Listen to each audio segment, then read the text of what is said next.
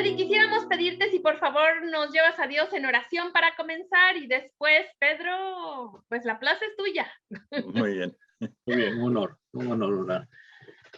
Soberano Dios, agradecido nos encontramos por dispensarnos este día maravilloso, día lluvioso, pero necesario, Señor. Todo es fruto de tu providencia. Gracias te damos por esta oportunidad que nos otorgas de poder ser instruidos a través de este medio.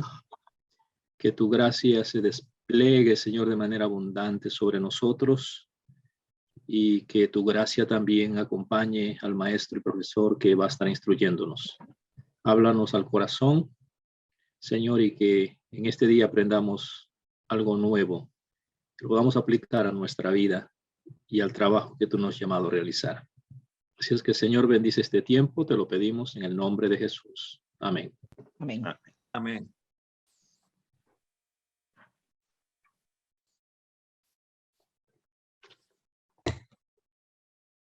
Bien, pues simplemente a ver si hoy no me olvido, de proyectar algo del PowerPoint, porque me olvidé el otro día de proyectar lo que tenía preparado. Pero bueno, a veces, como le decía Rosy, no sabe si es mejor con PowerPoint o sin PowerPoint. Entonces, bueno, pues de todos modos ya ella lo mandará a todos para que, bueno, pues los 3 PowerPoints de los 3 encuentros, y como está la grabación también, pues no hay problema en poder luego repasar. Bueno, pues la semana pasada concluía, después de hacer ese recorrido, digamos, basándome en la vida y obra del Eclesiastés o del predicador que hace el editor de su libro, pues llevé el tema hacia la cuestión de la piedad y finalmente creo que lancé, preparando el encuentro de hoy, lancé como unas preguntas sobre Jesús, sobre Cristo.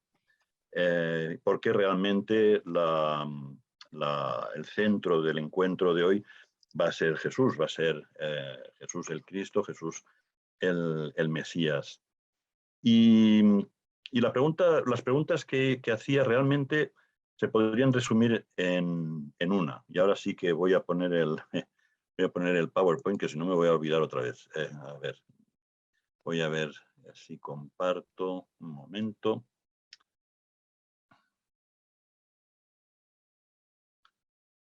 Vamos a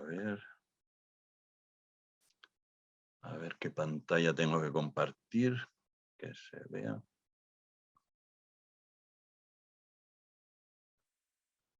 Creo que es esta, a ver.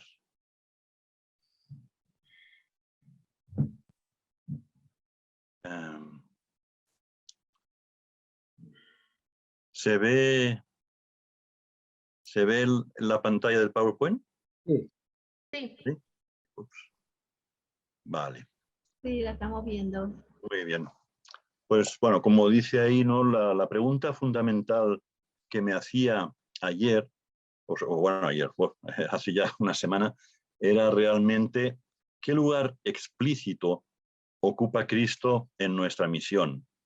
Esa era la pregunta básica, ¿no? Y aquí insisto un poco en lo del lugar explícito, porque implícitamente, en principio, en la medida en que todos somos cristianos, es evidente que ocupa un lugar fundamental.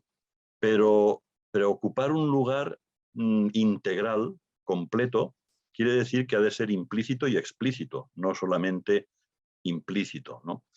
Por eso insisto en qué lugar explícito ocupa Cristo en nuestra misión, y entendiendo por misión, pues todos los campos que abarca la misión cristiana, que los podríamos resumir entre 2 polos, ¿no? 2 polos o 2 extremos, uno el de la predicación más la palabra y otro más el de la acción, que sería la diaconía, ¿no? Entonces, pues entre esos 2 polos, ¿qué lugar ocupa Cristo? Esa era un poco las preguntas, o esa es la pregunta que resume las diversas preguntas que lancé la semana pasada. Entonces, hoy ya nos centramos claramente en la figura de Jesús, en la persona de Jesús, que es el protagonista del último capítulo de la fe sencilla. Si alguien lo ha podido leer, pues luego en el diálogo puede también aportar o comentar o eso, ¿no? O criticar algunas de los planteamientos que hago, pero sí, a mí me encantará escuchar algunas de las reacciones, ¿no? Aquí no voy a, evidentemente, a tratar todo lo que ahí está, no exactamente, sí, una buena parte, pero también voy a añadir alguna reflexión nueva al hilo de ese capítulo. Entonces, ¿cuál es la trama del capítulo 7 sobre Jesús? Hay como unas similitudes y unas diferencias. Uy, lo que me dice que la batería está. A ver si me voy a quedar ahora. Ya está. Pues hay unas similitudes y unas diferencias entre Eclesiastés y los evangelios. Las similitudes son que los evangelistas son editores de la vida y obra de Jesús. Es decir, igual que el libro de Eclesiastés tiene como un editor que hace el prólogo, comenta o introduce el prólogo, hace el epílogo y de alguna manera evalúa la obra del Eclesiastés, del predicador, tenemos algo parecido con los evangelios. Los evangelios, digamos, los evangelistas hacen como de editores de la vida y obra de Jesús. Esa es una de las similitudes. Y tenemos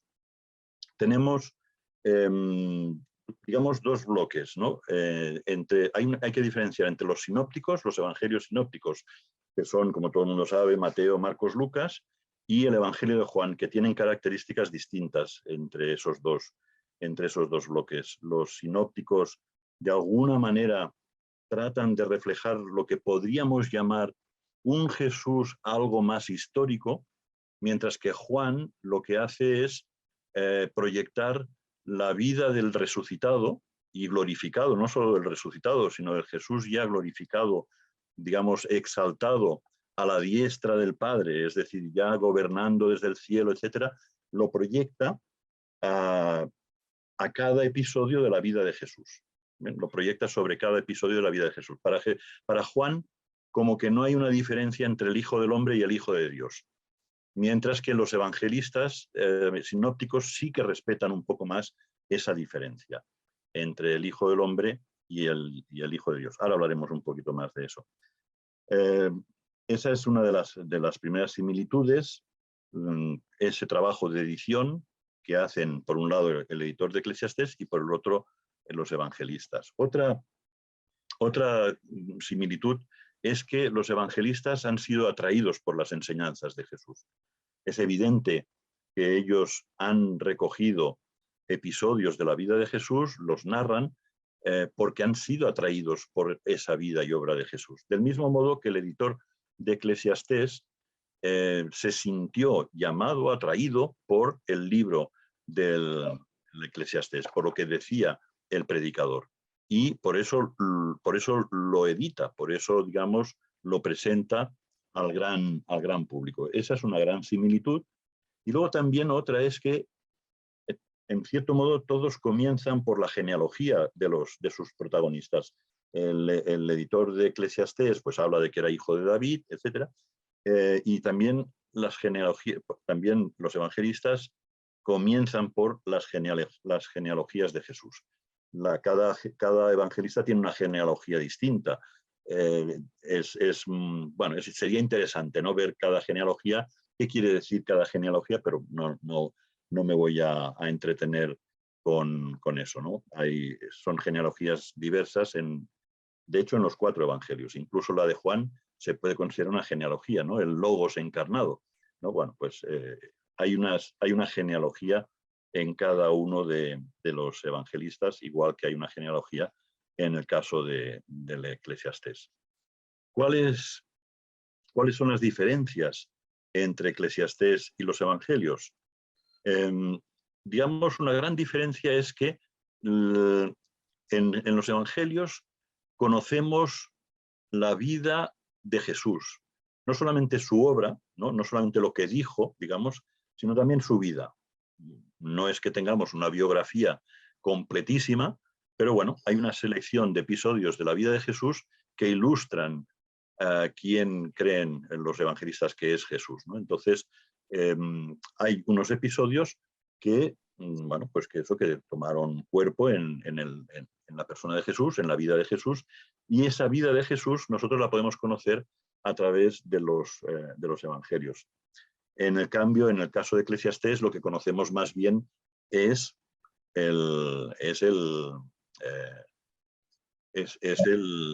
la enseñanza, aunque ahora también caigo un poco en la cuenta, ahora mismo estoy cayendo en la cuenta, de que, bueno, si tomamos su revisión de vida de los primeros capítulos, ¿no? De que de alguna manera cuando habla de todo lo que ha hecho, la grandeza que ha conseguido, etcétera, etcétera, bueno, eso también es parte de su vida. A lo mejor no tendría que marcar tanto esta diferencia, a lo mejor eso me lo repienso, a lo mejor eso me lo repienso y tendría que corregirlo. En todo caso, pues lo que digo, ¿no? En el caso de Salomón, en el caso de Eclesiastés, se presenta como un pasado, ¿no? Esa vida que revisa en los dos primeros capítulos se presenta como un pasado ya superado. En el caso de Jesús es un desarrollo vital hasta su muerte y resurrección.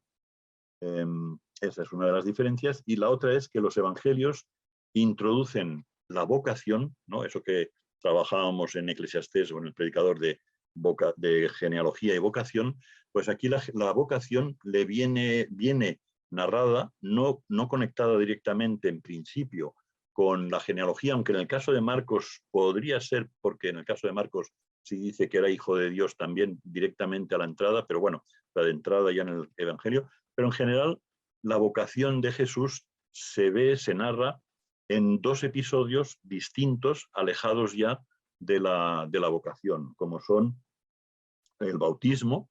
El bautismo de Jesús es donde Jesús, de alguna manera, no es que recibe, bueno, sí, se podría decir que recibe ahí la vocación, o más bien da respuesta a su llamado, ¿no? Porque la decisión de bautizarse es ya una decisión que de alguna manera manifiesta cómo va a responder al llamado del Padre, de su Padre, de Dios. Entonces, de alguna manera en el bautismo tenemos ya su vocación y es donde se revela como verdadero hijo de Dios, porque es verdadero hijo de hombre. Pero aquí es importante recordar, él no se llama a sí mismo hijo de Dios, sino que es un nombre que le viene dado, ¿no? Le viene dado. Y eso en los sinópticos va a ser algo que se va a ver en casi todos ellos, ¿no? Que Jesús casi nunca, nunca, de hecho nunca dice de sí mismo que es el Hijo de Dios, en todo caso lo dicen otros de él. Y él puede, pues, o bien callar, no decir nada, o bien decir, bueno, pues tú lo has dicho, ¿no? Entonces, pero en los evangelios sinópticos, él se llama a sí mismo Hijo del Hombre. Y en el caso del bautismo lo vemos, ¿no? Él se bautiza entre los pecadores como cualquier otro pecador, ¿no?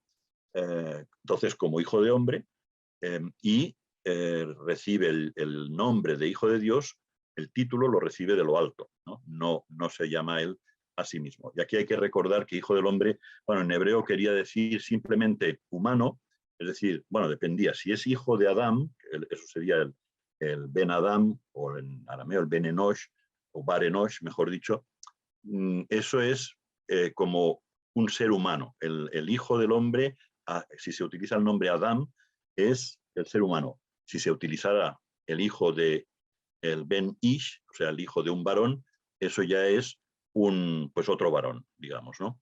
Entonces, es un término genérico, el de hijo del hombre. Y como digo en el libro, pues viene de Daniel, sobre todo, del libro de Daniel, que contrapone al Hijo del Hombre con los grandes imperios que son como bestias. Entonces, el Hijo del Hombre es el verdadero hombre, ¿no? El verdadero ser humano, mientras que los imperios son bestias, ¿no? Se representan por bestias. Bueno, en el bautismo, Jesús recibe la vocación y responde a ella, y también en las tentaciones, en las tentaciones del demonio o de Satanás o de como se le quiere llamar, el tentador. Ahí la respuesta que da Jesús, evidentemente, también es una respuesta que habla de su vocación, de cuál es su vocación. Y ahí, no lo voy a tratar aquí ahora, pero bueno, en el libro sí que desarrollo un poco cómo el tentador quiere llevarle a una comprensión de cómo debe ser el Hijo de Dios, que vendría a ser un todopoderoso, es decir, que podría hacer y deshacer como quisiera, un rey soberano que podría ser el dueño del mundo. Y eso es lo que está en el fondo de la tentación. Y Jesús se resiste a esa comprensión del Hijo de Dios y se mantiene como hijo del hombre. Y no acepta ese poder que el tentador le quiere dar. Bien, por eso esos dos episodios, bautismo y tentación, de alguna manera se puede decir que es donde Jesús manifiesta su verdadera vocación, que es la de ser verdadero hijo del hombre, con todas estas connotaciones que he dicho de lo que es hijo del hombre. Pero es evidente que los evangelistas sí que descubren, precisamente en ese hincapié que hace Jesús en querer ser hijo del hombre, el querer ser verdadero hombre, es donde ellos descubren que a la vez es el Hijo de Dios. Y van a aceptar, y creo que esto es un hecho, digamos, que refleja lo histórico, que Jesús no quería llamarse Hijo de Dios, pero que los evangelistas parece que lo respetan, pero sí van finalmente a editar los evangelios de modo que al final van a poner de manifiesto también que ese énfasis, ese querer, esa insistencia en querer ser hijo del hombre es precisamente donde se manifiesta la revelación del verdadero Dios, ¿no? Bueno, eso lo veremos luego con unas citas de Harnack. En todo caso, lo importante aquí es que Jesús renuncia a sus distintas genealogías, ¿no? Pues a las genealogías que les otorgan los evangelios, como hijo de David, hijo de Abraham, incluso hijo de Dios, para vivir su vocación como hijo de hombre. Se puede decir que encarna el abandono o la renuncia que conlleva el vanidad de vanidades, todo es vanidad. De hecho, hay un artículo de un autor que se titula Jesús ben Kohelet, ¿no? Que sería Jesús el hijo de Eclesiastés, ¿no? Del Eclesiastés o el hijo del predicador, porque ve una relación entre el libro del Eclesiastés y Jesús. Es interesante realmente, pero es verdad, el vanidad de vanidades, la renuncia a la vanidad, digamos, de lo humano, y sobre todo, como decíamos en los encuentros pasados, la renuncia a querer resolver, a querer controlar ese dilema en el que el ser humano está sujeto, ¿no? Que es que puede conocer que hay un sentido, pero que a la vez tiene que aceptar que se le escapa el sentido último, esa renuncia, ¿no? a querer controlar esa paradoja o ese dilema, pues realmente es lo que de alguna manera parece que en Jesús también se daría, porque en Jesús es verdad que no va a ofrecer una solución al dilema, a la paradoja. Lo que va a ofrecer es la cruz, que no es precisamente una solución a ese dilema, ¿no? Pero bueno, en su vida, efectivamente, es una vida de renuncia, es una vida de renuncia a cualquier forma de control. Su renuncia es tal que incluso renuncia a dejar por escrito sus enseñanzas. Esto es muy importante. Una gran figura dentro del judaísmo como es Moisés, ¿por qué se caracteriza? Por escribir la Torá, ¿no? En principio, bueno, aunque hagamos crítica histórico-literaria y tal, y sepamos que no fue el autor de todo exactamente y tal, pero bueno, en principio se le atribuye a Moisés esa autoría. Y es admirado por haber escrito, pues eso, la gran Torá, que es fundamental para la fe judía y para nosotros, evidentemente. Entonces, Jesús no tuvo interés, no mostró el menor interés en escribir nada, y de hecho, no sé si como ironía, la única vez que se registra en el Evangelio que escribió algo, lo escribió en la arena. quizá para que no quedara, ¿no? Yo qué sé, es muy interesante, ¿no? Cómo Jesús prescinde de escribir, porque a veces escribir supone pues como querer también, o puede suponer, ¿no? De alguna manera puede suponer el querer, bueno, pues también controlar de alguna manera, ¿no? En todo caso, el no querer escribir por parte de Jesús refleja una confianza absoluta en su vida como una vida, digamos, entregada al prójimo. Es decir, que realmente no escribe porque lo que le interesa en el fondo es siempre tener delante a una persona a la que pueda ver frente a frente, ¿no? A la que pueda mirar de cara. Y escribir pues te abstrae, te aparta, te distrae de esa relación con las personas. Y es verdad, yo también eso lo sé. Yo estoy muy a gusto escribiendo, pero efectivamente a veces pienso, no sé si es que estoy a gusto porque me gusta, ¿no? Escribir y tal, o es porque así no me relaciono con gente y estoy más feliz, o soy más feliz así. No lo sé, ¿no? Pero Jesús, es verdad, realmente yo creo que renuncia a escribir porque lo que quiere es estar en tener una relación viva, vital con las personas, nada más. No pretende otra cosa, ¿no? Eso hay que recordarlo. Entonces, claro, afortunadamente dejó tal huella en sus editores, que son sus discípulos, en buena parte, no todos, ¿no? Pero bueno, sí, no podemos considerar solo discípulos a los que vivieron con él, sino ya todos los que siguieron su camino, ¿no? Pero bueno, en principio es verdad que dejó tal huella en los evangelistas, en sus editores, unos que vivieron con él, otros no, que estos no pudieron por menos que poner por escrito su vida y obra, porque para seguir su camino es imprescindible seguirle a él. Esto puede parecer una verdad de perogrullo, ¿no?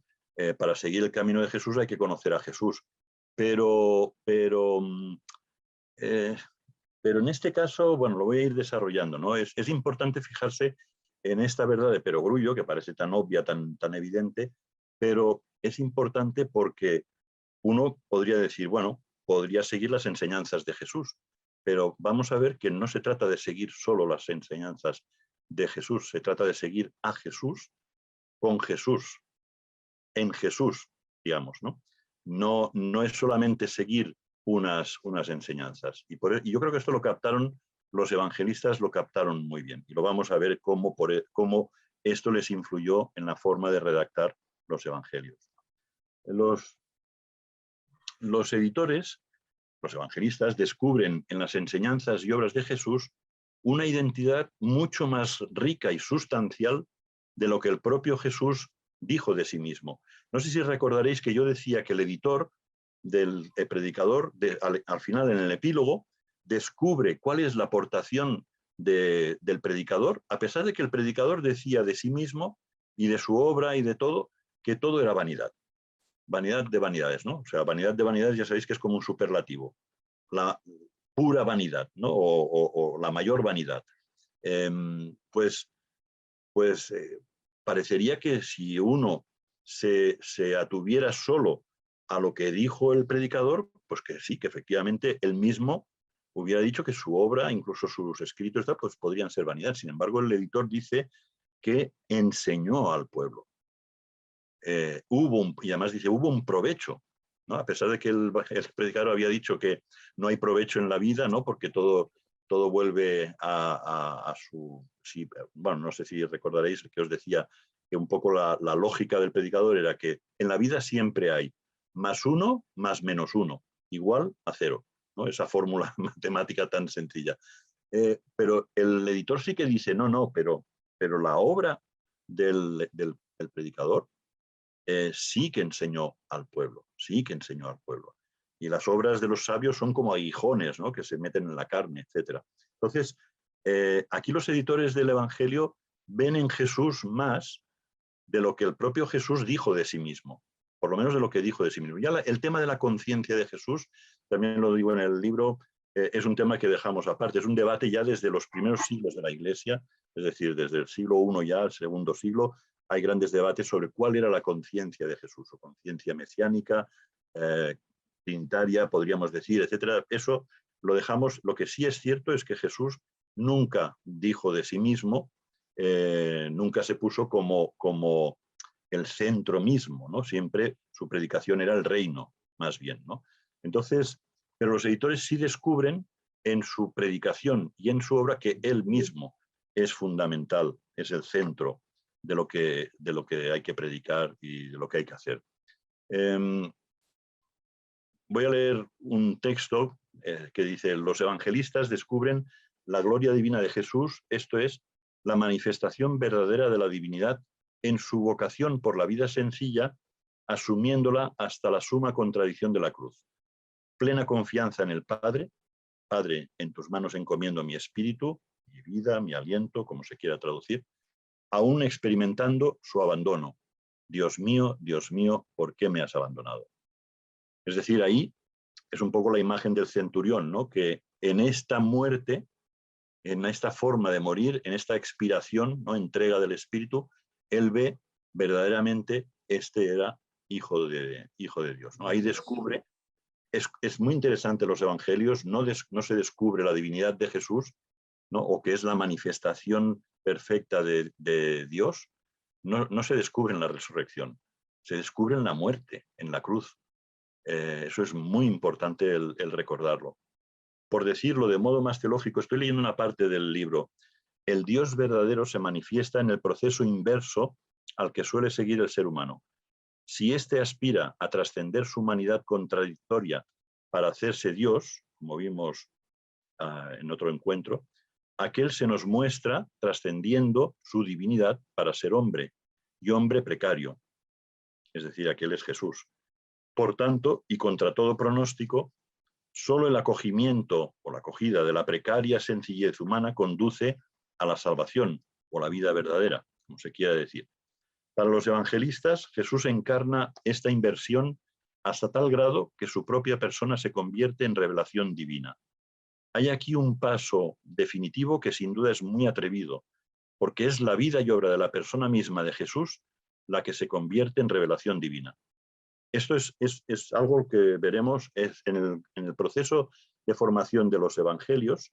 Como decía, los evangelistas respetan que Jesús mismo no quería llamarse Hijo de Dios, pero al final van poniendo en boca de todos los que son testigos de su vida y de su muerte, va poniendo en boca de ellos que lo ven como Hijo de Dios, lo reconocen como Hijo de Dios, precisamente por su forma tan humana de vivir, pero que Él se convierte en revelación de quién es el verdadero Dios.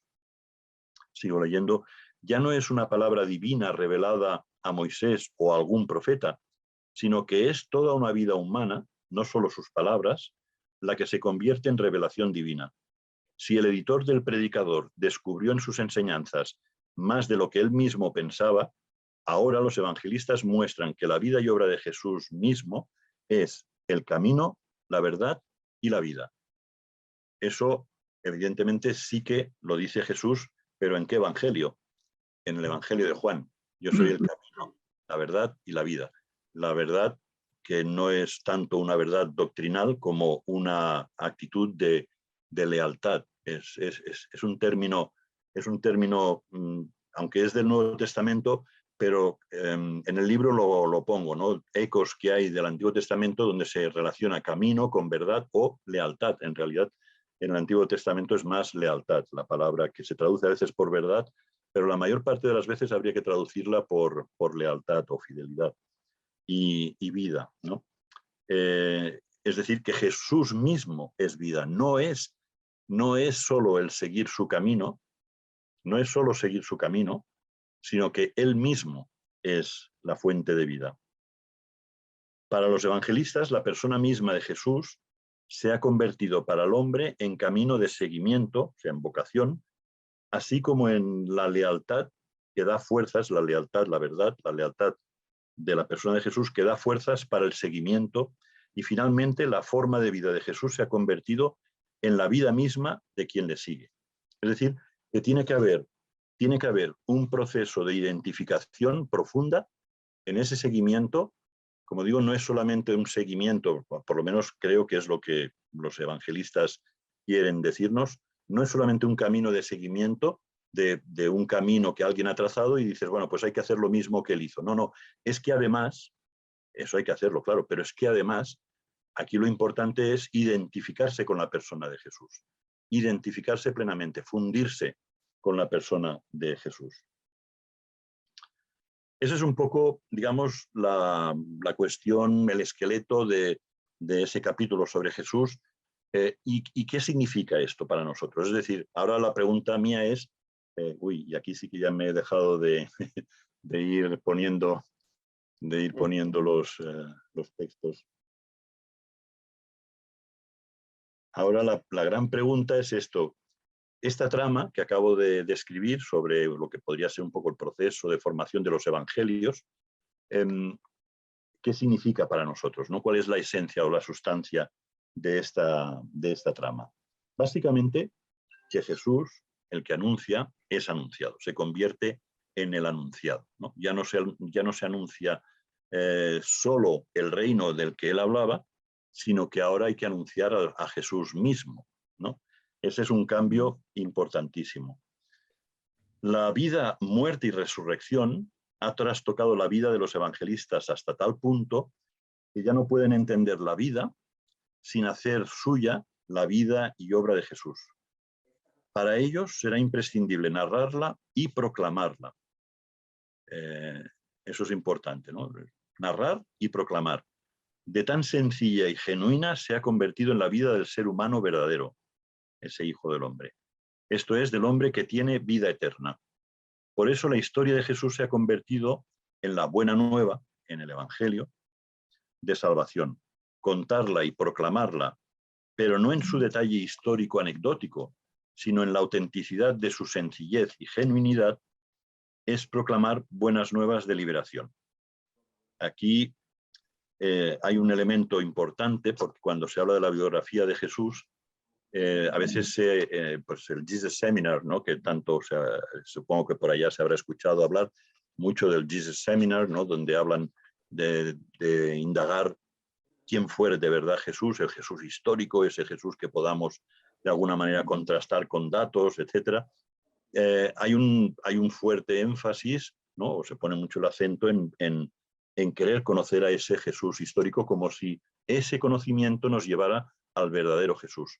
Cuando los evangelistas nos están diciendo que el verdadero Jesús se conoce a partir del momento en el que su vida y obra te ha impactado de alguna manera, es decir, te ha dejado huella. Ese es el verdadero Jesús. Y esto, digamos, tiene bastante mérito que lo diga un teólogo liberal, un teólogo muy liberal, de hecho,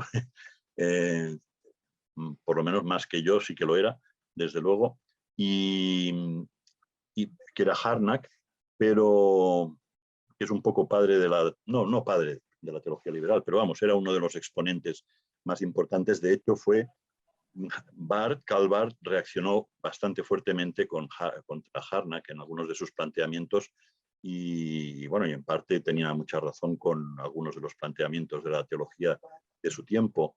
Él fue discípulo de Harnack también, Karl Barth, y reaccionó contra buena parte de sus enseñanzas. Sin embargo, en la esencia del cristianismo, este autor, ya digo, muy liberal de enfoque, tenía cosas que son realmente muy, muy interesantes que yo he tratado de rescatar en el libro, ¿no? Harnack cree que el verdadero Jesús es conocido por medio de la primera generación de sus seguidores. Serían los evangelistas o también pues Pablo y otros.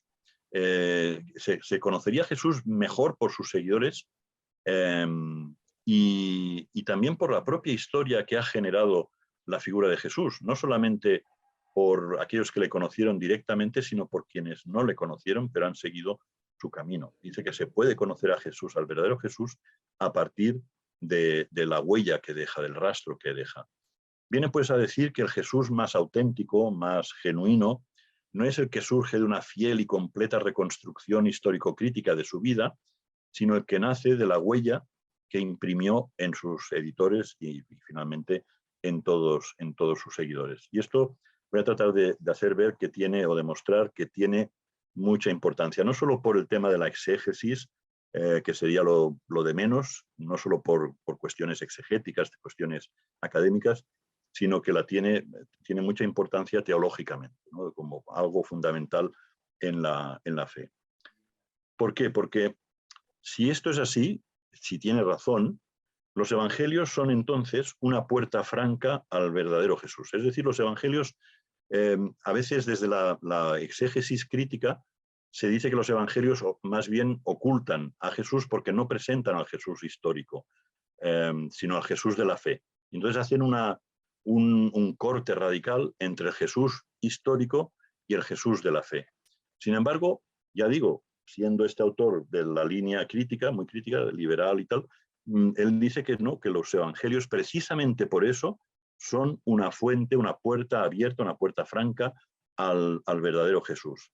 Sin este acceso a Jesús por los evangelios, no habría evangelio. Y no lo habría porque no habría Jesús. Realmente no habría Jesús. Porque digamos, el Jesús de Pablo es el Cristo glorificado prácticamente, ¿no? Pero no es el Jesús, ¿no? de los evangelios. El seguimiento del camino de Jesús es el acceso a la verdad y vida. Eso es lo que quiere decir Harnack y lo que en el fondo creo que quieren decirnos los evangelistas. El seguimiento del camino de Jesús. Y como he dicho antes, no solamente seguir su camino, sino seguir a su lado, identificarse, fundirse con él. Ese es el acceso a la verdad y la vida. Me dejo aquí, me voy dejando aquí un poco todo lo que voy comentando.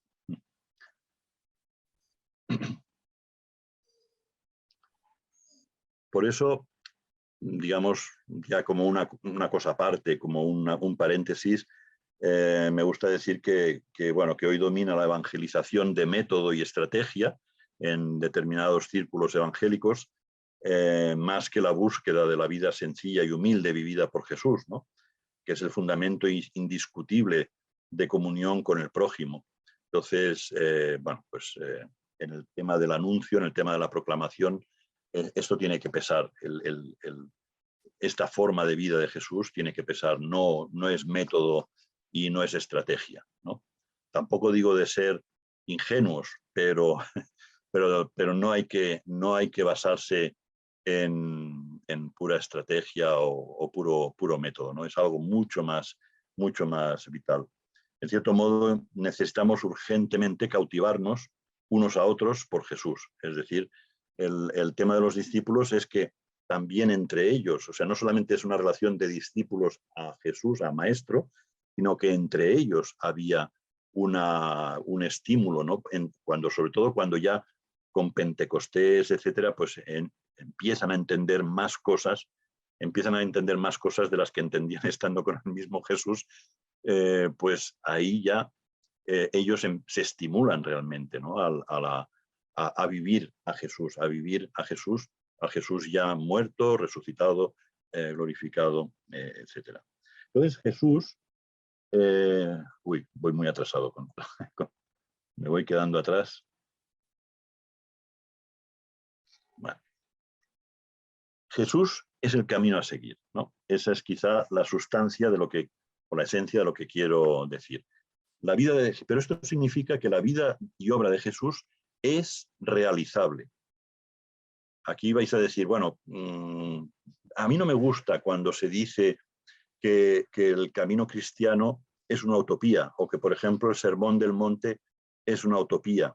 Porque cuando se habla de utopía, lo que se quiere decir es que es un horizonte que hay que tener en cuenta, que hay que conocer y que hay que caminar hacia él, pero sabemos que no vamos a llegar, ¿no? Porque es demasiado perfecto. Pero Jesús, camino a seguir, quiere decir que lo importante es el camino, es caminar. Lo importante es caminar y caminar en ese camino y caminar con Jesús. Eso es lo importante. No es tanto ya el decir ya alcanzo la perfección o no alcanzo la perfección de Jesús, etc.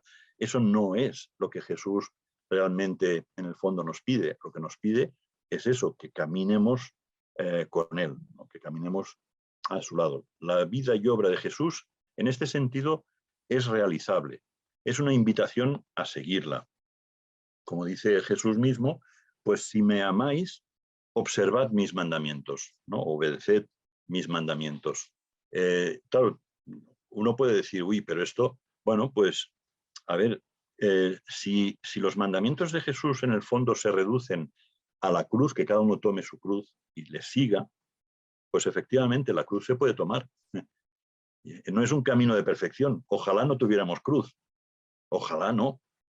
Pero es cruz. Por lo tanto, pero es un camino, es el camino de Jesús.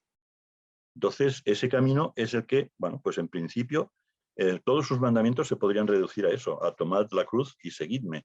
Los mandamientos de Jesús, que además ya sabéis que son pocos, son dos, ¿no? El amor al prójimo, el amar a Dios, como cita en el Deuteronomio, y luego al prójimo. Y bueno, y básicamente los imperativos que hay en los evangelios son pocos. Uno es ese, ¿no? El tomad vuestra cruz y seguidme. No es un ideal alejado, sino un camino a seguir. Y no es un camino necesariamente de lo que entendemos a veces por una batalla para alcanzar una perfección ética, moral, de santidad, sino, como digo, es pues eso, permanecer en el camino de Jesús, que es el de la cruz. Harnack afirma que Jesús, a ver que no me quede atrás,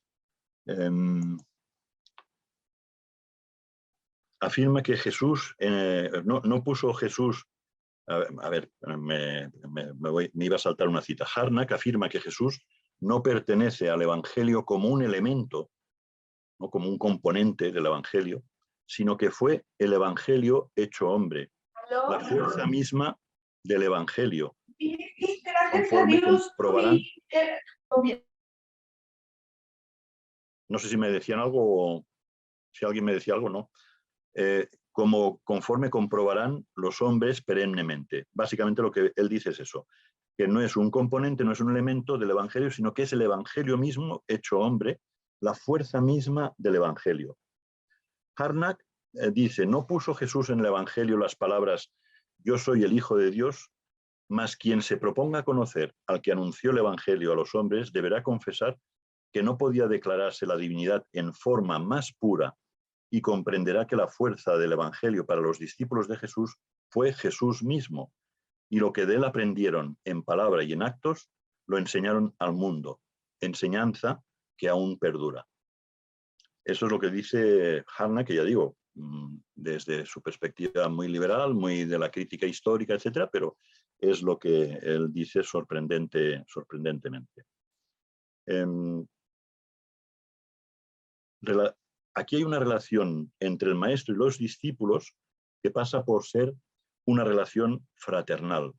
Es lo que decía antes de ese ser el centro del Evangelio, es que se convierte en una relación en la que nos ha unido a la persona de Jesús, ha hecho fraternidad. Esa relación fraternal es el anticipo del reino, ciertamente. Es decir, los seguidores de Jesús forman esa fraternidad que de alguna manera es anticipo del reino, tiene que anticipar lo que predicamos del reino, lo que hablamos del reino, sus valores, etcétera. Lo tiene que encarnar esa fraternidad, pero lo tiene que hacer en torno a Jesús. Es decir, se viven en torno a Jesús, no se pueden desligar los valores del reino de la persona de Jesús. La historia humana está llamada a culminar en el reino de Dios y ya no puede prescindir de la centralidad de Jesús. Es decir, dicho de otro modo, una vez el reino de Dios se cumpla, Jesús seguirá siendo imprescindible. No se puede, ya no se puede desechar a la persona de Jesús. Ya hemos alcanzado la encarnación de todos los valores del reino, ya Jesús es prescindible. No, Jesús no es un instrumento para el reino, no, es la esencia misma del reino. Es la voluntad de Dios encarnada en la persona y es quien sustenta toda nuestra acción de cara al reino. De ahí la típica doctrina luterana y reformada del solo Cristo.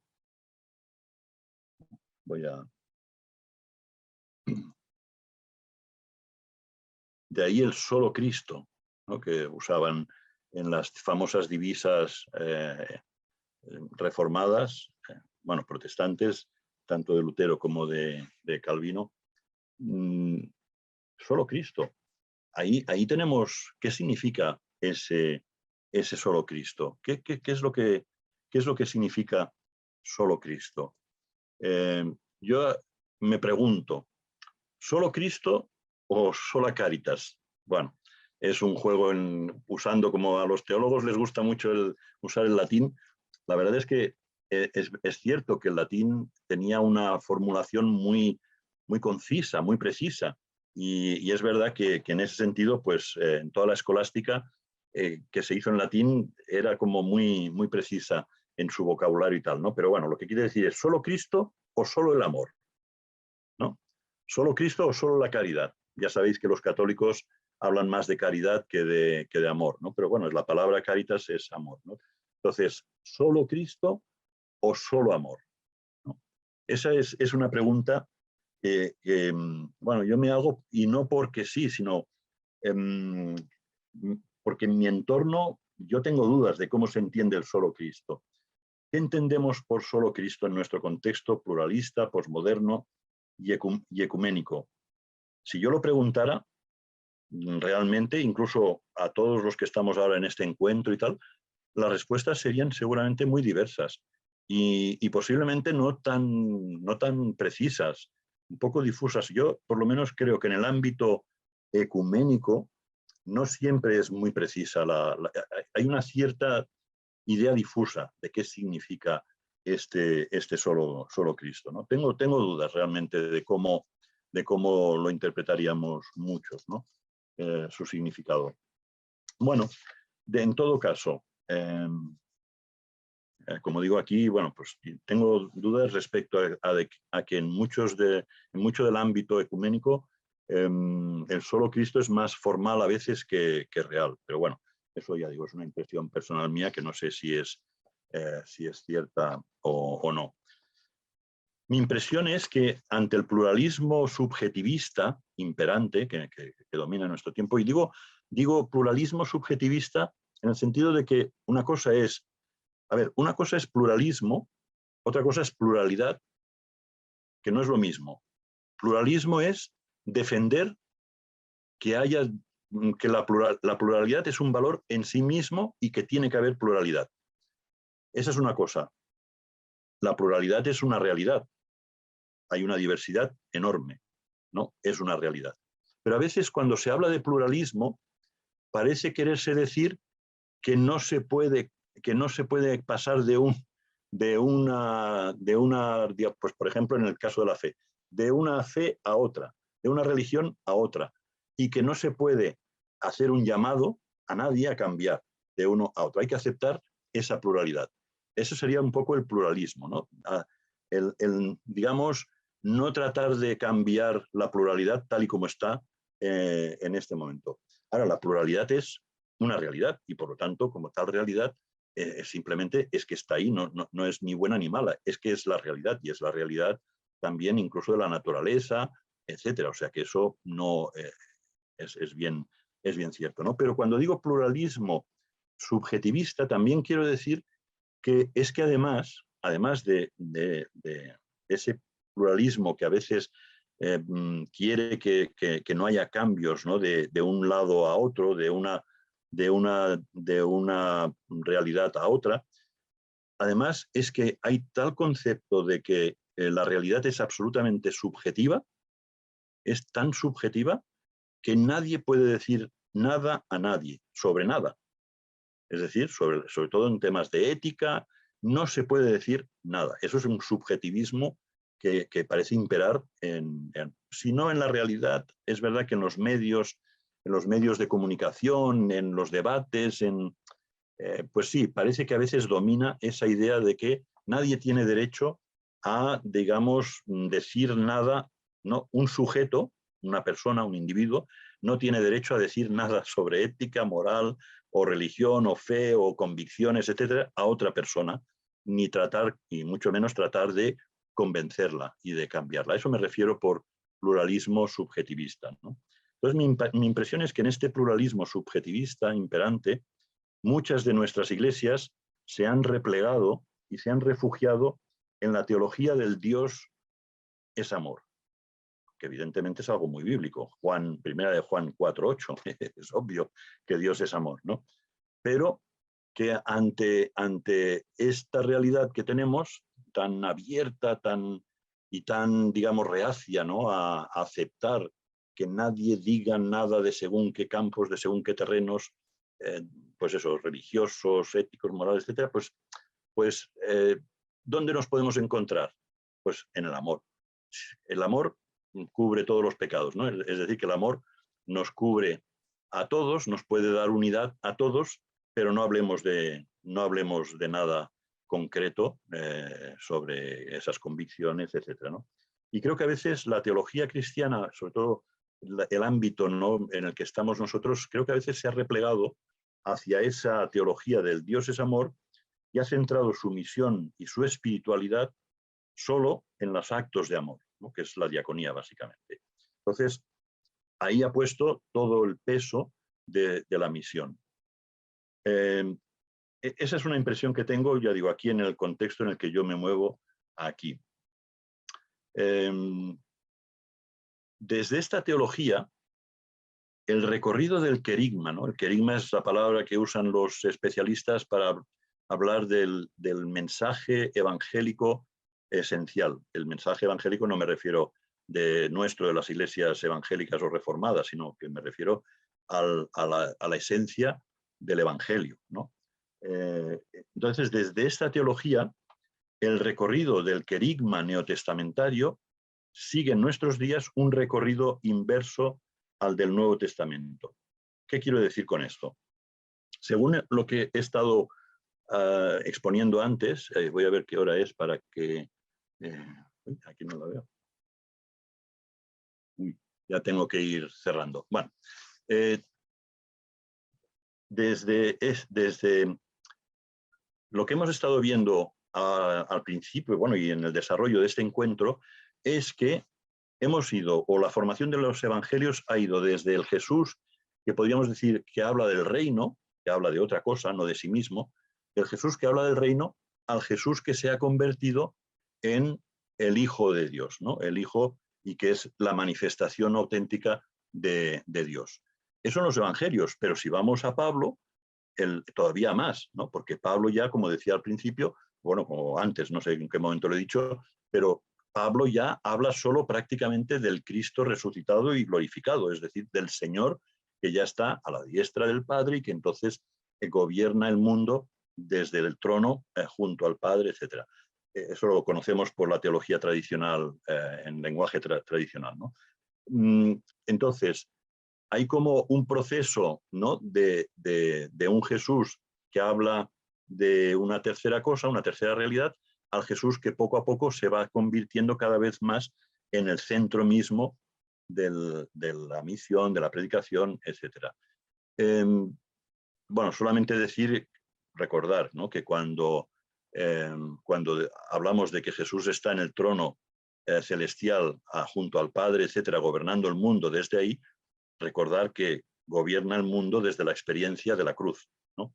No vayamos a pensar en que otra vez dominio, poder, no, es el Dios, como decían los padres de la Iglesia, los así llamados padres de la Iglesia, pues el Jesús que está en la gloria con el Padre conserva las cicatrices de la cruz, es decir, gobierna desde su experiencia de la cruz, no gobierna como un déspota o como un absolutista o con todo el poder del mundo, sino desde la humildad y desde su experiencia humana como hijo de hombre. Bueno, eso lo recuerdo simplemente para que el lenguaje no nos confunda un poco, porque a veces usamos un lenguaje, pues lo mismo que el Apocalipsis, ¿no? Que el Apocalipsis, aunque tiene un discurso a veces muy militar, aparentemente muy militar, ¿no?, de espadas, bueno, ya sabéis toda la simbología que se emplea, pero no hay que olvidar que quien tiene la espada, que lanza la espada y vence a los enemigos y tal, es la lengua de Jesús, que es un cordero,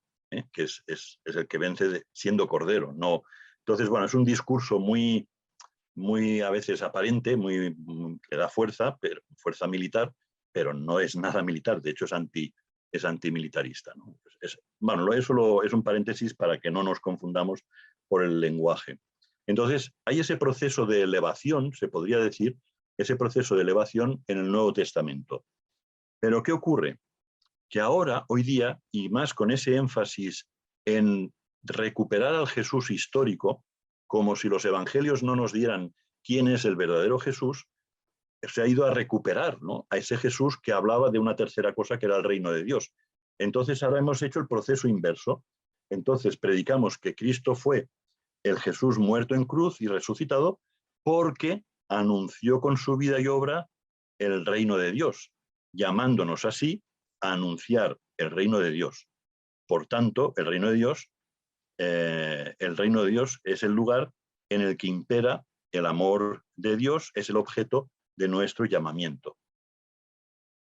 Es sutil, pero lo voy a reflejar en un esquema. En el tiempo de Jesús, ¿no?, ¿qué ocurría? Según nos dicen los evangelistas, pues Jesús anunció el reino de Dios en su predicación y obras. Esto sigue en color verde, pero se va transformando a otro color porque en los evangelios ya veremos que, dado que anunció el reino de Dios en su predicación y obras y vivió conforme a lo que predicaba y tal, fue a la cruz, murió en cruz y fue resucitado. Y ahí ya empieza la formación del Nuevo Testamento a hablar de Jesús como el centro mismo, ¿no? El que anunciaba el reino es el que ahora se convierte en el anunciado. Ese es el proceso que va siguiendo la formación del Nuevo Testamento, hasta convertirse en ese Cristo, ¿no? El Cristo ya, no como el Mesías solo, sino el Cristo ya que se entiende ya en Pablo como el Cristo que está en los cielos al lado del Padre, etc. Entonces, el Nuevo Testamento llega hasta aquí en realidad, pero luego nosotros, cuando empezamos con nuestra crítica bíblica a buscar ese retorno, ¿no?, a quién era el Jesús histórico y tal, volvemos un poco, se cambia otra vez el tono, el color, que pasa otra vez a verde, y entonces nos fijamos en que había ese Jesús ensalzado al cielo o exaltado al cielo, es el que había muerto en cruz y había sido resucitado porque, aquí vemos la relación todavía con este otro punto, pero es porque resulta que anunció el reino de Dios en su predicación y obras. Con lo cual, ¿cuál es a veces la conclusión desde la crítica bíblica? Que esto es la esencia, del Evangelio, el anuncio del reino y los valores del reino. Y evidentemente no se puede negar que es fundamental, puesto que si Jesús también predicó el reino, evidentemente que es parte fundamental. Pero lo que no se puede es negar todo el proceso por el que, junto a esto, Jesús mismo, como persona, es la esencia del anuncio y de la misión. Jesús mismo, no solo el reino o sus valores. Hermano Pedro, perdón que lo interrumpo. Sí. No vemos las dispositivas, se quedó en la primera solamente. Asumo que usted está pasándolas y que como que las estamos viendo, pero no las vemos. Ah, ¿no? Perdón.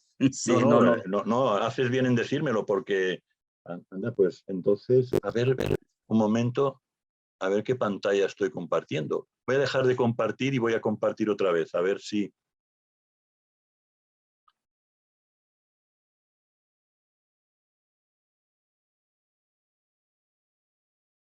¿Se ve ahora todo el...? Ahora sí, ahí está. ¿Sí? Vale, perfecto. Gracias por avisar, porque sí es importante, sí. Pues entonces lo repito, ¿no? En el tiempo de Jesús, Jesús anuncia el reino de Dios, luego los evangelistas reconocen en ese anuncio y en esa vida que Jesús vivió encarnando lo que predicaba, pues que por eso murió en cruz, fue resucitado, y ahí se va formando el Nuevo Testamento con esa idea de que ese Jesús se ha convertido en el Cristo ya exaltado, que es la esencia misma, el centro mismo de la misión, y es la fuente de vida verdadera. Por lo tanto, ya no es solo el anuncio del reino, sino que la figura misma de Jesús y del Cristo es la base o el centro o el pilar de la misión de sus seguidores.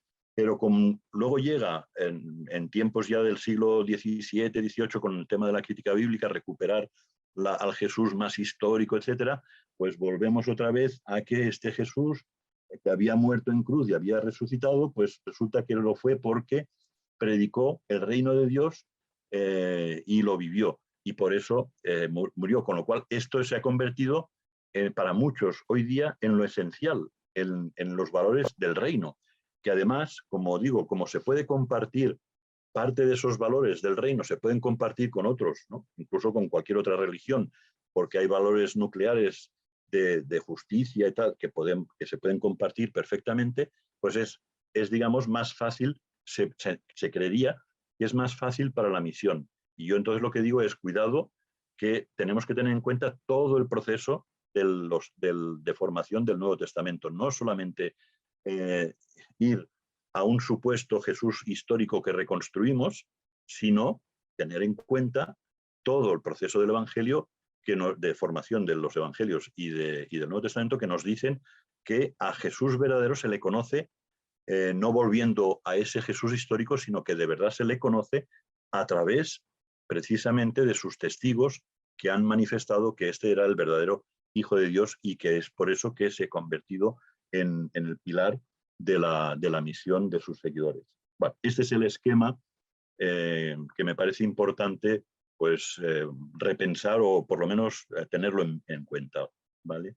Entonces, hay un ejemplo de un texto, ¿no?, que puedo leer, que es de un autor que dice: el relato de Mateo dirige a los lectores a la experiencia real del Dios vivo, presente y activo en la vida cotidiana del pueblo, a la transformación divina de la vida humana que es real para algunos y posible para todos, y a la invitación de Dios extendida a nosotros en la persona de Jesús a participar en el proyecto divino de la transformación humana que trae verdadera liberación y plenitud. En principio esto parece muy, muy bueno, y lo es, no es algo que se pueda, pero sí tiene un pequeño problema desde la perspectiva teológica, es que Jesús aquí es un plus, es un elemento, como decía Harnack, es un elemento, es el que nos llama a algo, pero él mismo no es el centro de esta misión, él mismo no es la transformación, digamos, ¿no?, del mundo. Entonces, a mí un poco esto me deja insatisfecho, la verdad, me deja algo insatisfecho, porque dice muy buenas cosas que hay que tener en cuenta, pero creo que esto mismo debería ir afirmado no con que Jesús nos invita nos extiende una invitación, ¿no?, a participar en el proyecto divino. No. La invitación es a seguirle, fundirnos con él y tenerle a él en el centro. Esa es realmente, y ahí es la transformación del mundo. Entonces son matices, pero a veces los matices no tienen importancia, pero cuando se repiten tanto, se reiteran tantos determinados enfoques, determinados matices, al final te das cuenta de que quizás sí que se está perdiendo algo importante. Y esa es mi sensación, de que algo estamos perdiendo con tanto enfatizar los valores del reino, pero no enfatizar la centralidad de la persona de Jesús.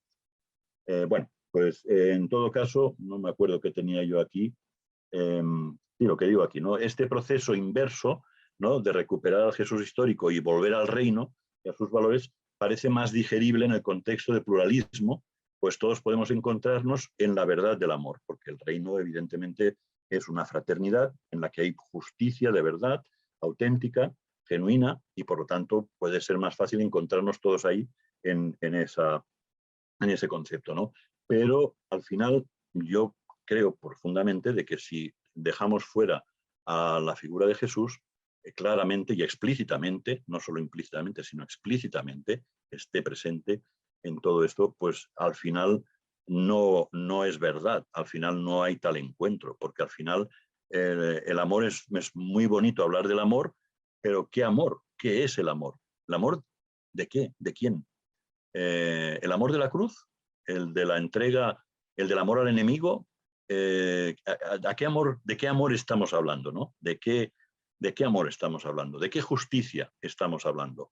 ¿De la justicia tal como la entendemos los humanos? O a veces, aunque nos duela, y nos duele incluso como creyentes, ¿no?, cierta justicia de Jesús que decía que el labrador, el temporero, digamos, ¿no? El que no tiene un trabajo fijo, sino que es temporero, que está en la plaza esperando a que le llaman a última hora y recibe el mismo salario que el de la mañana, que el que ha empezado a trabajar de la mañana. ¿De qué justicia estamos hablando, etcétera, ¿no? Entonces, realmente por eso la figura de Jesús es nuclear y debe estar explícita en la misión de la Iglesia. Y ya se acabó un poco con esta pregunta, ¿no? ¿Subyace esta descristologización del reino o del amor al desmantelamiento catequético que estamos viviendo en nuestras iglesias? Yo al menos creo que hay un desmantelamiento catequético. Si recuerdo los programas catequéticos de la iglesia aquí en España antiguamente, etcétera, a lo que hay ahora prácticamente se ha desvanecido, ¿no? Una buena catequesis, aunque fuera actualizada con nuevas formas, pero no lo hay. O sea, no lo hay porque tampoco hay jóvenes, claro. Al consiguiente fracaso en la transmisión de la fe, a la incapacidad para llevar a cabo una misión integral en la que diaconía en Cristo y proclamación de Cristo sean consustanciales. E insisto en esa palabra, consustancial quiere decir que se necesitan uno al otro, no simplemente eso, no quiere decir otra cosa, que se necesitan el uno al otro. Todo esto me lleva a unas preguntas clave para dejarlas ahí, para discernir, para que cada uno discierna, para que se discierna a nivel pues, de grupo, de comunidad, en fin, eso ya cada uno tendrá que ver, ¿no? A qué nivel esto lo puede llevar a discernir uno personalmente, con la comunidad, etc. Para mí las preguntas claves son: ¿necesita nuestro mundo oír de Cristo, que es la proclamación, y ver a Cristo, que es la diaconía? La diaconía en el fondo es que tiene que mostrar a Cristo. ¿O basta el amor? ¿Bastan las obras de amor? Junto a las obras de amor, ¿necesita nuestro mundo escuchar la palabra que nace de las Escrituras, que en última instancia es Cristo mismo? Bueno, básicamente estas son las preguntas que me hago y que os dejo para vuestro discernimiento, no para reflexión. No me gusta la palabra reflexión, ni debate, ni nada. Discernimiento, que significa ponerse ante el Espíritu del Señor y dejar que estas cuestiones pues, nos empapen y que el Espíritu nos vaya respondiendo serenamente, con el tiempo, según lo que vayamos haciendo como personas, como creyentes, como comunidades, pues, pero tenerlas ahí en la mente, en el corazón, y esperar y pedir que el Espíritu pues, eso, nos ilumine, dándonos pues, bueno, respuestas, aunque sean provisionales, a estas cuestiones. Y aquí ya acabo y os dejo la palabra a vosotros. Muchas gracias, Pedro. Es tiempo para preguntas, comentarios. Dejo de compartir, ¿verdad? Y así ya nos vemos las caras, como se dice. Sí, por favor.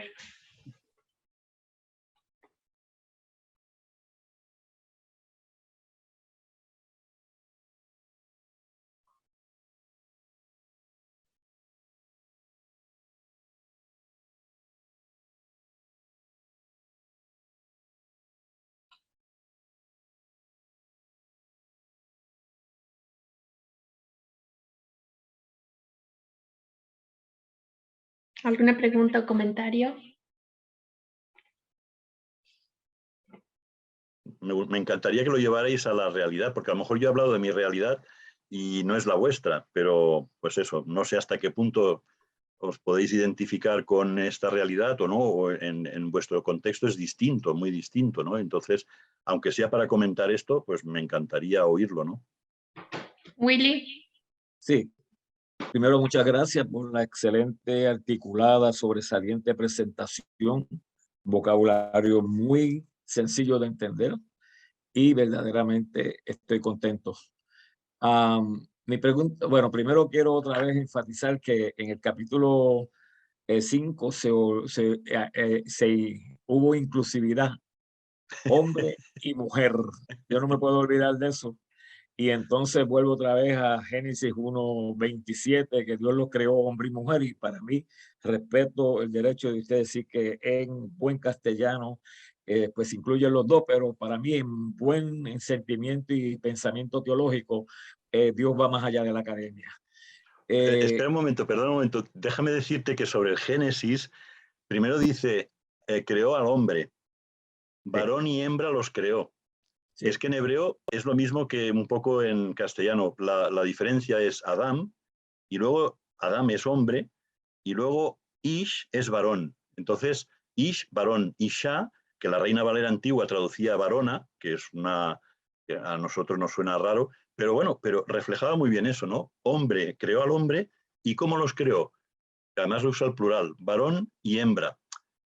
Un poco en defensa No, me di cuenta de esa definición y verdaderamente la busqué y dije, caramba, implica que desde hombre aquí también está hablando de mujer y hombre. Sin embargo, respetando ese punto de vista que es verdaderamente lógico, al día del contexto de hoy, la mujer y el hombre, pues en nuestras iglesias queremos afirmar Sí, y sí. vociferar mujer y hombre para que sea bien definido y no malentendido, porque verdaderamente se presta. Como le voy a preguntar, cuando en Eclesiastés se habla vanidad de vanidades, he oído predicadores hablar y decir que está hablando de orgullo. Yo entiendo que cuando se habla de vanidad se está hablando de todo, va a ser evaporado. La palabra en hebreo es hebel, y no está hablando de orgullo. ¿Podría usted hablar un poquito de eso? Sí, sí, no, no habla de orgullo, no, no, para nada. No, efectivamente la palabra se presta a varios matices, a varias acepciones, pero desde luego ninguna prácticamente con el tema del orgullo. Hebel efectivamente es soplo, quiere decir soplo, incluso puede significar vapor, hálito, aliento, pero claro, son, como ves, son matices o son acepciones que indican algo casi imperceptible, muy fugaz, ¿no? Que se desvanece enseguida. Entonces, tiene un sentido temporal de algo muy fugaz, ¿no? Que desaparece enseguida, y por eso el Génesis juega con ese nombre para Abel, ¿no? Que le llama Hebel, porque claro, el pobre no duró, no duró nada, ¿no? Entonces, pues juega con ese nombre. Pero tiene también el sentido de absurdo, porque muchas veces, digamos, comparado con la pretensión humana de que las cosas duren, pero no solo porque duren, sino porque es que las queremos controlar y por lo tanto las queremos tener en las manos el tiempo mayor posible, ¿no? Duración para nosotros a veces es lo que tiene sentido. En cambio, claro, al ser fugaz todo, pues la Eclesiastés viene a decir que es absurdo, ¿no? Que para nosotros, para el ser humano, es un gran absurdo, que la vida es un gran absurdo, en cierto modo. Esa fórmula que decía de uno más, o sea, de más 1 más 1 más menos 1, 0, es una fórmula absurda. Entonces, el vanidad de vanidades en realidad quiere decir es un gran absurdo, la vida. Si lo miras desde la perspectiva de lo que el ser humano desea, quiere, ¿no? Lo que le gustaría, ¿no? Asegurar su sentido, su control de todo, que lo entiende todo, ¿no? Como dice en el Eclesiastés también, de principio a fin, que el ser humano conociera todo de principio a fin, que conocer todo de principio a fin quiere decir dominarlo. Pero como no puede, porque es fugaz todo y se le escapa, y es un vaho o es un vapor que se le va entre las manos, pues entonces es absurdo. O sea, tiene esos matices más de tiempo y de quizá un poco más filosófico de absurdo. Pero no, yo no le veo ningún sentido sobre el orgullo y eso no se lo veo, ¿no? Otra cosa es que es verdad que el ser humano, claro, tal y como yo creo que porque esos que dicen eso es porque seguramente lo asocian con Génesis y entonces asocian la desobediencia humana con esa arrogancia de querer ser igual a Dios, etcétera, ¿no?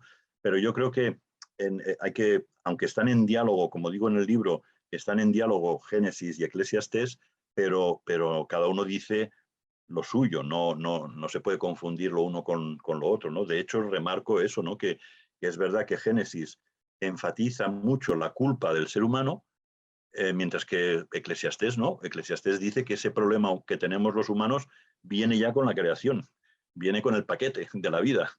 No es algo que sea culpa nuestra solo, ¿no? Entonces, bueno, pues sí, yo no veo ningún sentido de arrogancia o de orgullo en la vanidad de vanidades. Muchas gracias.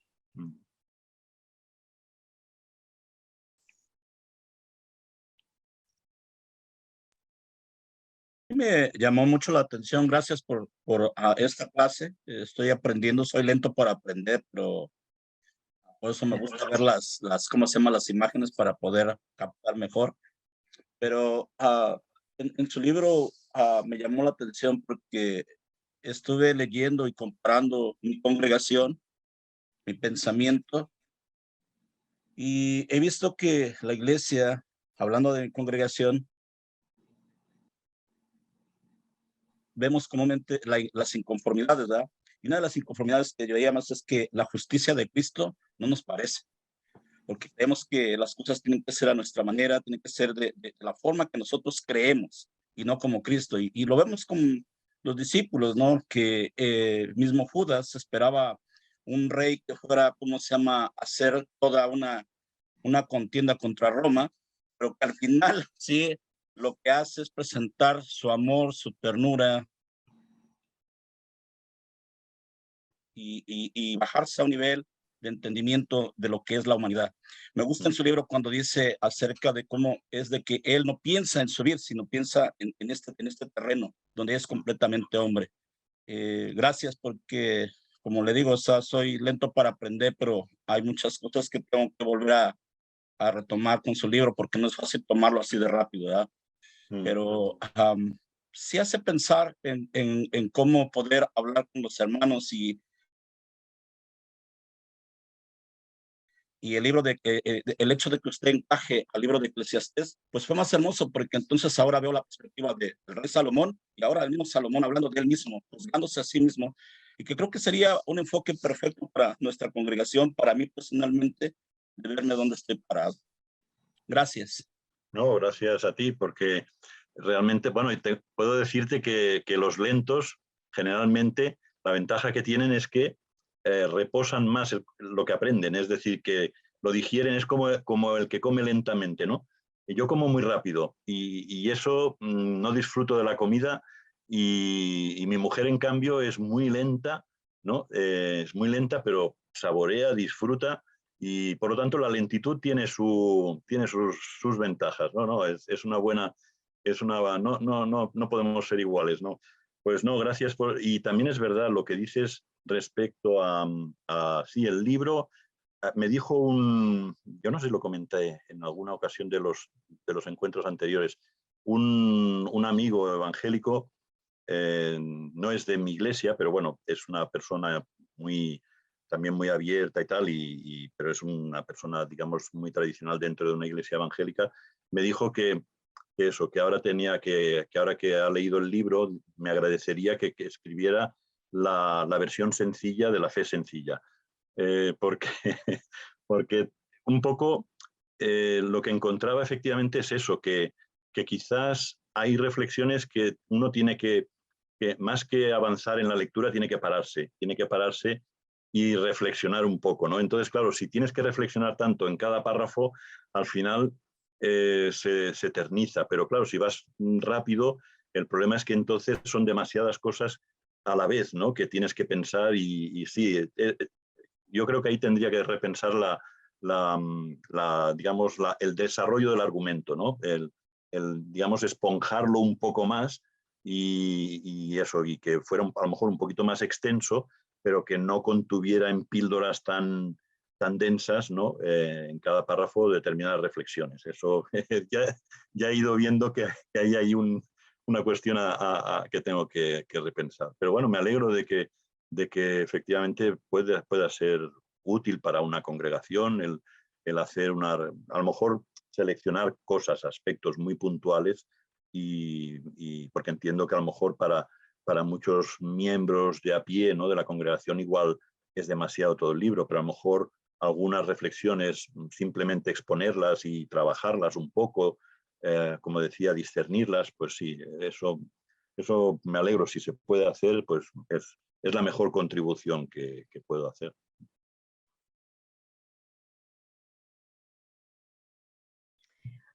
A mí me llama mucho la atención esta invitación que nos haces a discernir delante de Dios qué es el amor y qué es la justicia, especialmente porque en el medio en que nosotros servimos es tan importante no usarlos como paternalismos o usarlos como medios más que como este don que Dios nos da para poder vivir de esta manera, encarnando el Evangelio de Cristo. Sí, yo desde luego el tema el tema del lenguaje, del discurso y tal, es que es verdad que, claro, una vez un conferenciante de comunicación nos dijo, nos propuso un ejercicio a varios pastores y nos dijo, hace ya muchos años, y nos dijo, tenéis que escribir una pequeña historia que hable del Evangelio, pero sin citar nada del Evangelio. Y tenéis que hablar como Jesús, que no usaba ningún tipo de lenguaje religioso ni nada, ¿no? Y yo no sabía, o sea, yo fracasé estrepitosamente porque yo no sabía cómo hablar del Evangelio haciéndolo de esa manera tan natural que hace Jesús y algún otro sí que hizo unas historias que dices, pues sí, efectivamente, eso es Evangelio, pero no es tan fácil. Pero claro, por otro lado, también es verdad que también he tenido la experiencia, por ejemplo, cuando estaba más integrado, bueno, Rosy la conoce, ¿no? La fundación, una fundación que tiene unos colegios, y cuando yo tenía una responsabilidad con esa fundación y tenía que impartir unos cursos y tal, y hablaba con el personal, el personal había pues eran como 300 personas, ¿no? Que estaban contratadas, la mayoría profesores para los colegios y, bueno, gente de mantenimiento y tal, pero bueno, los que hacían los cursos eran más bien profesores. Y claro, es verdad que hablábamos de valores que podíamos compartir, porque la mayor parte de ellos no se podían definir como cristianos, ¿no? Entonces sí que es verdad que nos podíamos encontrar hablando de cosas en las que nos entusiasmaba el decir, no, compartimos valores y tal, ¿no? Pero al final yo siempre un poco, para dejar las cosas un poco claras, decía, vale, estamos hablando sí, del amor y estamos hablando de estos valores, pero a ver, yo también tengo que deciros que como yo entiendo el amor, es así, que es el amor al enemigo, que es lo que me dice Jesús y que lo demuestra en su vida en la cruz. Entonces, ¿es eso? ¿Estamos hablando entonces de lo mismo o no? Y no es por marcar diferencias ni nada, es simplemente por honestidad y por verdad, por autenticidad, ¿no? Es decir, en esto hay que ser auténticos. Incluso pues cuando se habla del diálogo interreligioso y tal, gente como Moltmann, ¿no? Grandes teólogos dicen, no, es que hay que afirmar lo que de verdad uno cree, hay que afirmarlo para que las cosas estén claras, que no nos engañemos, que nadie se engañe. Si no, no hay diálogo real. Si damos por implícitas, ¿no? Por supuestas muchas cosas, pero luego resulta que en el fondo no lo compartimos, hablamos de la misma manera, pero luego resulta que no, pues no, mejor ser honestos y transparentes. ¿Qué es el amor para mí? ¿Qué es lo que yo entiendo por justicia? ¿Sobre qué me baso? ¿En qué? Pues eso, ¿no? Sí, en esto hay que ser un poco más, digamos, más auténticos. Y eso no significa ni manipular a nadie, ni nada, significa ser honestos. Es simplemente eso. Y a veces encuentro que con el lenguaje, un poco, yo suelo decir y no lo digo por lo que hablábamos con Willy, no es eso, pero hoy día en el lenguaje, lo que se llama políticamente correcto y tal, hay veces que hay un exceso de puritanismo, ¿no? Pues eso, ¿no? Una falta de honestidad, ¿no? De decir lo que de verdad cada uno piensa, ¿no? Porque es muy fácil acostumbrarse, acomodarse al lenguaje, pues eso, al lenguaje dominante, del lenguaje políticamente correcto y tal, pero esconder lo que de verdad se piensa, lo que de verdad hay dentro, ¿no? Y yo ahí creo que hay que ser, pues eso, honestos, ¿no? Entonces el tema del lenguaje es muy importante, tanto para eso, para no ofender, para no caer en esos clasismos, como también bueno, pues para poder dialogar de verdad, no dialogar un poco, como se suele decir, ¿no? Un diálogo de besugos o el diálogo bizantino que da vueltas a los temas, pero en el fondo no toca el núcleo de lo que hay que tratar, ¿no? Entonces, bueno, sí, toda esta cuestión es... y claro, estamos hablando también de que todo esto afecta a temas como la proclamación, ¿no? Cómo proclamar el Evangelio en este contexto tan delicado, que hay mucha susceptibilidad sobre el lenguaje y tal, cómo hacerlo, ¿no? Cómo hacerlo para no herir, y a la vez ser honestos. Y sí, todo esto tiene miga. Carlos. Sí, una vez más quisiera más que todo agradecer por la oportunidad de poder haber compartido este encuentro. Ha sido una gran bendición para mi vida personalmente, y comprender sobre todo de que es imprescindible que nosotros podamos, que yo, ¿verdad? Como seguidor de Jesucristo, practicar una fe sencilla y hacerlo de la manera más humana, explicando lo que dijeron los evangelistas, enfocando la naturaleza humana de Jesucristo. Pero a la misma vez me impresiona el hecho de saber que nuestro Señor Jesucristo, en Él se combinaba una naturaleza única, como nosotros sabemos, como lo describe el apóstol San Juan en su Evangelio, en San Juan 3:16, en la palabra griega monógenes. Él es un ser único en su género, no existe otro ser en el universo como Él. Es una combinación de alguien semejante a nosotros, pero a la misma vez un ser divino. Es lo que soñaba, lo que soñó, hasta donde lo entiendo, el tipo, ¿verdad? De el sueño de Jacob, la escalera que unía el cielo y la tierra, que nuestro Señor Jesucristo, de hecho, lo mencionó acerca de su ministerio. Jesucristo es el puente que nos permite a nosotros acercarnos al Padre, de podernos fusionar esa naturaleza que nosotros no podemos por sí mismo, como decía el sabio Salomón. Nuestra tendencia es hacia lo humano, nuestra tendencia es hacia el poder, utilizar el poder equivocadamente.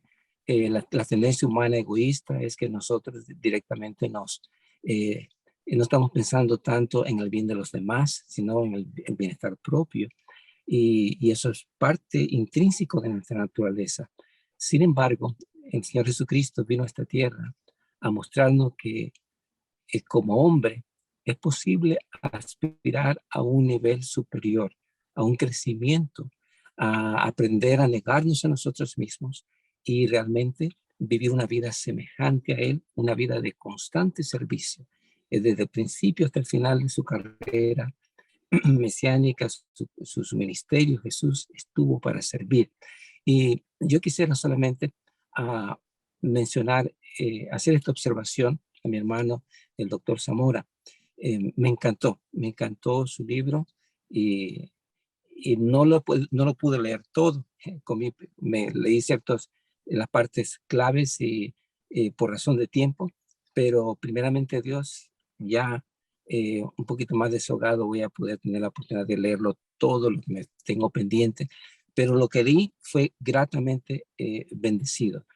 Mi única observación que quisiera, pero que lo escucho al momento que él nos está disertando, es el hecho de que, hasta donde lo entiendo, el mayor problema no es el poder. O sea, el poder es algo que está inmerso en todos los quehaceres de la vida humana y del universo. Entonces, el mayor problema no es el poder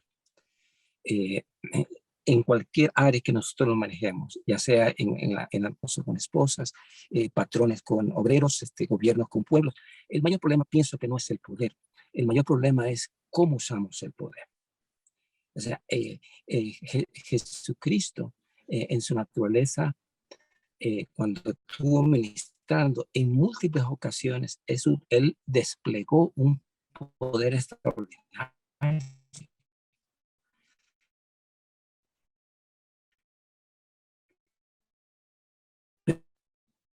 Pero ¿para qué lo usó? No, La estoy grandeza de escuchando. Jesucristo en sus chispazos de ese poder para servir, para ayudar a alguien. ¿Cómo nosotros vamos a utilizarlo? ¿Sí me escuchan? Sí, ahora sí. ¿Aló? Ujú. Oh, ok, perdón. Ok. Entonces, decía que el mayor problema, hasta donde lo puedo entender, es la forma como utilizamos el poder. Y ahí es donde tenemos que tener, como decía el apóstol San Pablo, la invitación que nos hacía, necesitamos desarrollar, tener la mente de Cristo. Porque una de las cosas que me impresionó del ministerio de Jesús es que siendo lo que él era, él se despojó de su divinidad, él se arropó con la humanidad y vino, estando en calidad de hombre, se hizo semejante a nosotros y vino a servirnos. O sea, eso me impacta grandemente, cómo el dueño del universo, el creador de todas las cosas, viene, se hace semejante a nosotros y nos viene a servir. Entonces, él vino a mostrarnos el modelo a seguir. Por eso, como decía el doctor, yo soy el camino, la verdad y la vida. O sea, la esencia del cristianismo simplemente es esa, ser semejantes a Jesús. Así es que mi única observación es, puedo decir, no le tengamos temor al poder. Si Dios nos da la capacidad de estar en una esfera de influencia donde podemos ejercer el poder en cualquier área, no tengamos temor del poder siempre y cuando utilicemos ese don, esa capacidad, esa virtud que Él nos da de la manera correcta, exactamente como Jesucristo lo utilizó, siempre, de principio a fin, de poder, mejor dicho, de servir, hacerle un bien a sus semejantes. Entonces, el poder utilizado de esa forma realmente vale la pena y es una bendición, sin lugar a dudas. Entiendo lo que dices, Carlos, entiendo perfectamente lo que dices, pero, a ver, hay que perfilarlo mucho, porque esto del poder es muy delicado, es muy delicado. A ver, en Juan, el Evangelio de Juan precisamente no habla nunca del poder de Jesús, sino más bien de los signos. Habla de los signos, o sea, llama a los milagros signos, ¿no? Y no los llama poder, ¿no? En los evangelios no les gusta hablar de poder de Jesús. Y de hecho, yo creo que en los evangelios y un poco en la tónica general del Nuevo Testamento, creo que impera esa idea de Pablo, ¿no? De que en la debilidad es donde el Señor se hace fuerte en cada uno, ¿no? En la debilidad. Entonces, claro, ahí hay una paradoja, porque la debilidad no es poder por definición, pero a la vez te está diciendo que es en la debilidad donde tienes poder.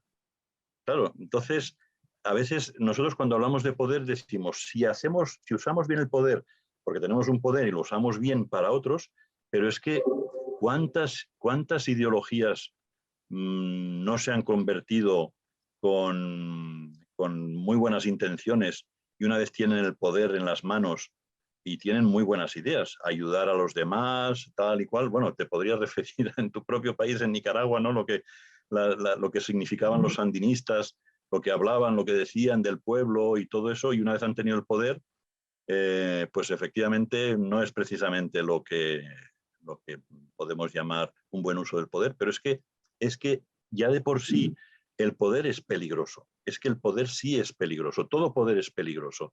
Incluso yo me acuerdo ahora que estoy hablando de esto, me acuerdo de una predicación que hice sobre los dones. Y claro, sobre los dones que Dios nos da, Yo comenté, no sé si al final, quiero decir que lo digo con mucha humildad, no sé si tenía razón o no en lo que yo dije en esa predicación, pero lo que yo les decía es que un don es una capacidad, evidentemente. Dios te da un don, te da una capacidad, que podríamos llamarlo un poder. Pero precisamente toda persona que tiene una capacidad, un poder, etcétera, por tener esa capacidad, por tener ese poder, tiene una tentación. Tiene ya inmediatamente, va con ella, va con el paquete, tiene una tentación. ¿Qué ocurre con los que tienen poderes curativos de los neopentecostales, de esa gente? Sean verdad o no, sean falsos, pero por lo menos tienen un poder de disuasión, un poder de convicción o de convencimiento. Lo tienen y lo usan porque lo tienen y creen que lo están haciendo para eso, para sanar, para hacer milagros. Y lo que está ocurriendo es que están haciendo todo lo contrario, ¿no? Que es estar abusando de muchas personas. Entonces, yo diría, cuando hablamos de poder, quizás conviene recordar eso, que todo poder conlleva una tentación, todo poder lleva una parte oscura, todo, absolutamente, incluso el mejor poder lleva una parte oscura, y de eso creo que tenemos que ser muy conscientes. Y la otra cosa es que entonces, como creyentes, tenemos que recordar que Dios se manifiesta en poder en la debilidad. Y ahí es una paradoja que rompe lo que entendemos por poder, ¿no? Entonces, solamente con esas dos precauciones, ¿no? Digamos, con esas dos prevenciones, creo que sí, que efectivamente podemos hablar de poder y tal, pero con ese realismo y con ese temor y temblor a la hora de hablar del poder. Amén. Claro que sí. Pues muchas gracias a todos, gracias especialmente a Pedro por este tiempo, por haber compartido tan generosamente Un placer, con ha sido este un placer para grupo, mí. y nos dejas mucho para reflexionar, nos dejas mucho. Me quedé pensando a veces, ¿cuántos somos nosotros los que hacemos complejo lo que es sencillo? ¿Cuánto es nuestra mente que tiende a decir, oh, ¿dónde está Sí, eso es lo tendencia sencillo? natural. Y lo hacemos complejo, ¿no? Sí. Pero gracias Pedro por este tiempo, verdaderamente ha sido una bendición poder compartir este espacio, estos Pues, encuentros para mí contigo. también, de verdad, para mí también.